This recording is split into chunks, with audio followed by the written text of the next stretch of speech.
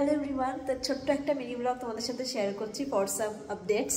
আজকে হলো 11th of February আর আগামীকাল হলো 12th অফ ফেব্রুয়ারি, আমার অ্যানিভার্সারি প্লাস মাঘী পূর্ণিমা প্লাস আমার বাড়িতে কালকে সিংহাসন বসিয়ে ঠাকুর প্রতিষ্ঠা হবে। তো তাই তোমাদেরকে একটু দেখিয়ে দিই যে দেখো এইখানে এই যে এখানে আনা রয়েছে, এখানে কালকে লক্ষ্মী পুজো আর শিব প্রতিষ্ঠা হবে, তো তার বাজার। আর এখানে রয়েছে ছোট্ট একটা cake for our midnight celebration. আর ফ্রিজটা খুললে দেখা যাবে এখানে এই যে এখানে হলো আমার মেইন বড় 2 টায়ারের কেক, যেটা কালকে সন্ধ্যেবেলা কাটা। বছর এই সময় আজকের দিনে কি তাড়াহুড়া কি ব্যস্ত। তোমাদেরকে সিংহাসন, এটা হলো আমার সিংহাসন, আমি ওপেন হেডেড নিয়েছি। সিংহাসনটা কিন্তু একটু বড়, 24 ইঞ্চেসের। মাঠটা আমার মার যেটা আছে কিন্তু 18 ইঞ্চেসের মনে হয়, যদি আমি ঠিকঠাক বলে থাকি। তো রাত্রিবেলা মিডনাইট সেলিব্রেশন করবো, সেটা একটা ব্লগ তোমাদের সাথে শেয়ার করবো, মিনি ব্লগ। রাত্রিবেলা কেক কাটিং হবে। যেহেতু কালকে বাড়িতে পুজো, তো ওই জন্য আমি কোনো মানে কালকে কোনো খাবার দাবারের প্ল্যান নেই। মানে যে যারা যারা আসবে তাদেরকে খাওয়ার, খুব কাছের কয়েকজনকে বলা হয়েছে।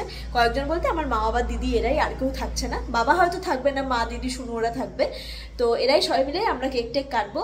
এটা দিদি ওদের আবার এক জায়গায় নেমন্তন্ন আছে কালকে, মাঘী পূর্ণিমার পুজো, দিদি চলে যাবে, মা আবার বাড়ি চলে যাবে। কারণ মার আবার গত পরশু থেকে খুব জ্বর, মার শরীরটা আজকে মোটামুটি একটু স্টেবল, তো মা চলে যাবে। তো ওই জন্য কালকে জাস্ট কেক কাটিং হবে। আর খাওয়া দাওয়ার পর্বটা অন্যদিন রাখছি, অন্যদিন সেখানে আমি হাতে রেঁধে সবাইকে খাওয়াবো, মানে কাছের যারা যারা আছে তাদেরকে সবাইকে খাওয়াবো।